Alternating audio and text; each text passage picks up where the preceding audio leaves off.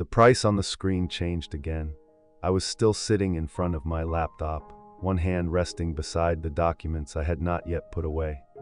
It had not been long since my buy order was filled, but the gap between the current price and my new average cost had already begun to widen again. I opened the order window.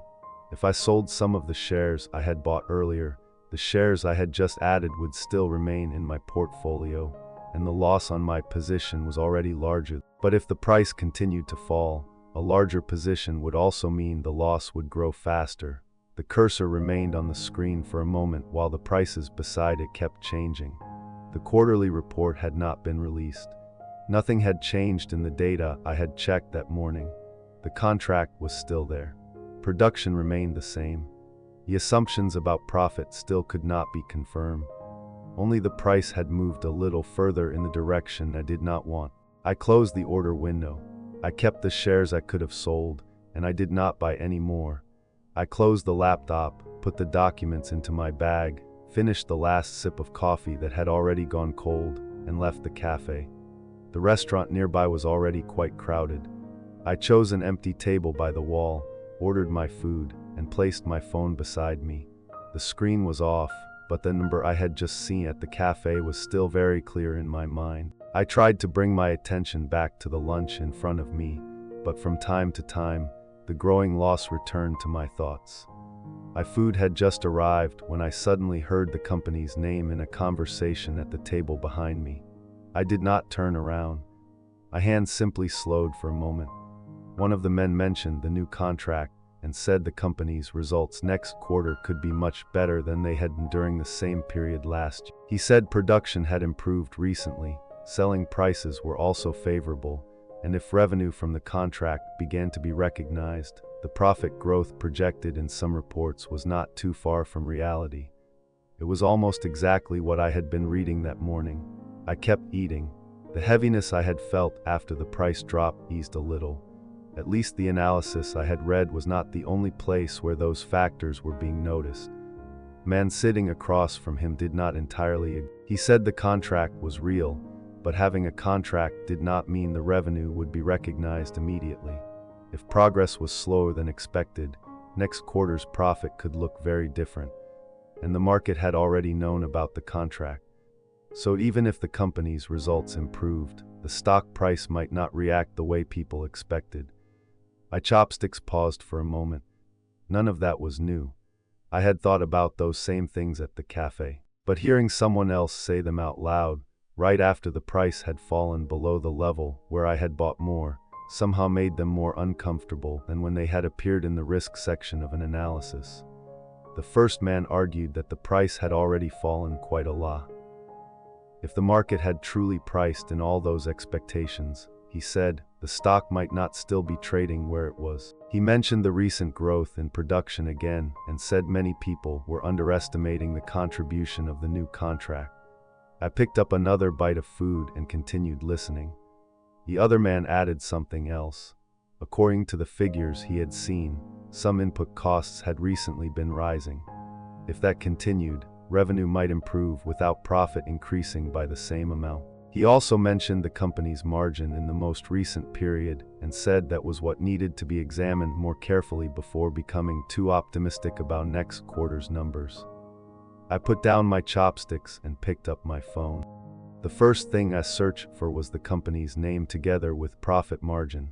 Several results appear. The latest report was near the top, followed by analyses offering different perspectives. I opened the report first and scrolled to the relevant figures. The number was indeed lower than I remembered. I checked the previous period as well. The difference was not very large, but it was enough that I could not simply dismiss what the man at the next table had said. If costs continued to rise, the profit forecast I had read that morning might require another assumption to be reached. I returned to the search results. Just below was an analysis with a fairly cautious headline. It discussed margin risk, the timing of revenue recognition from the contract, and the possibility that growth might fall short of what the market expected. I read a few paragraphs. The author did not deny the company's prospects. Most of the data did not contradict what I already knew. The difference was in how much weight the author gave to the uncertainties. Things that had received only a few lines in the article I read the night before now took up most of the analysis. I scrolled a little further, then returned to the search results. Right below it was another article with a headline about growth being driven by the new contract. I opened it. The first section went over production in recent months. The next discussed selling prices, the contract execution plan, and the possibility of improved profit if progress remained on schedule. Some of the numbers were ones I had already read that morning, but this time I looked more carefully at the accompanying data tables before scrolling down to the forecast. The food in front of me slowly grew cold. At the next table, the debate continued. The cautious man said the question was not whether the company was good or bad. The question was how much expectation was already reflected in the current price. The other man argued that focusing only on those risks could mean overlooking a period when profit might begin to accelerate. I was still looking at my phone. In the article I had opened, one section argued that higher input costs could be partly offset by selling prices and production volume. I read that part again, then returned to report to compare the relevant figures. The explanation had subasive. At least the cost issue the other man had mentioned did not necessarily lead to an outcome as bad as it had felt a few minutes earlier. I saved the article. The more cautious analysis was still open in another tab. When I switched back to it, I continued from where I had stopped. The author presented 3 scenarios for the next quarter. In the lowest one, profit might increase only slightly if progress on the contract was slow and margins failed to improve. My eyes stopped on that number. If that scenario happened, the reason I had just used to justify averaging down would become much weaker. I scrolled back up and reviewed their assumptions. Part of the analysis was based on the timing of revenue recognition. The rest was based on current costs. There was nothing clearly wrong with either one. The phone remained still in my hand for a few seconds, and I switched back to the article I had saved. In this scenario, higher production was enough to offset the lower margin, while the new contract began contributing near the end of the quarter. The final number was closer to the forecast I had read the night before. I checked the data sources cited in the article, then opened another result discussing the outlook for the contract. The third article did not give a specific profit forecast, but it said demand in the industry was improving and that the company could benefit in the months ahead. I read almost the entire article, then opened the comments below. One person cited production figures. Another mentioned the annual plan. Someone else said the current price was already attractive enough if you looked ahead to next year. I read through the comments one by one, occasionally returning to the figures and article to compare them. When the screen dimmed by itself, I finally looked down at the table. The food that remained had gone cold. The 2 men behind me were still talking, but their conversation had already moved on to another company. I put the phone down and finished eating. The detail about the profit margin was still in my thoughts. I had checked it and knew it was real. There was also nothing obviously wrong with the cautious scenario that would allow me to dismiss it. But now there were other pieces of information beside it. Higher production, selling prices, the annual plan, the new contract, and the positive forecasts I had just read. By the time I left the restaurant, the discomfort I had felt when I first heard the other man speak had eased considerably. I did not need to return to the office right away.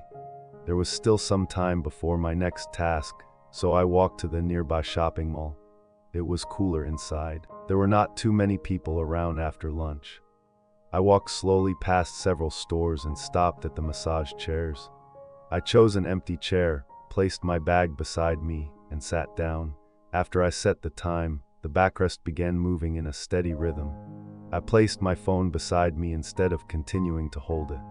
I closed my eyes. The comment from the restaurant returned. The profit margin was low, and something I had just read in another analysis entered my thought. High production could offset some of the impact of rising costs. Then I remembered the new contract, its value, and the profit forecast from the night before. The tension in my body eased, but not for long. The number from the cautious scenario returned. What if the revenue was not recognized in time? If costs continued to rise, could the profit forecast still hold? I opened my eyes, looked at the phone beside me, and closed them again. No new notification had appeared. A little while earlier, the positive data had seemed quite convincing. But as soon as the lower margin returned to my thoughts, the decision to buy more suddenly seemed rushed. And production and the contract came back to mind, and the feeling changed again. The company was still the same company. The report was still the same report I had just read. But each time a different detail came forward, everything else seemed to move further into the background. The massage chair continued its steady rhythm behind me. A group of people walked past, and their voices gradually faded. I did not open my phone, but the conversation from the restaurant kept continuing in my thoughts. The contract was real. The revenue might not be recognized this quarter. Production was increasing, but the profit margin was low. The price had already fallen quite a lot, but it could still fall further.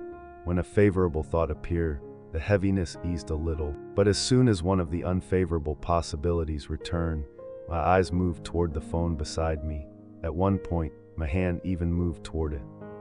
Then I left it where it was. No new information had appeared. I was still lying in the same chair.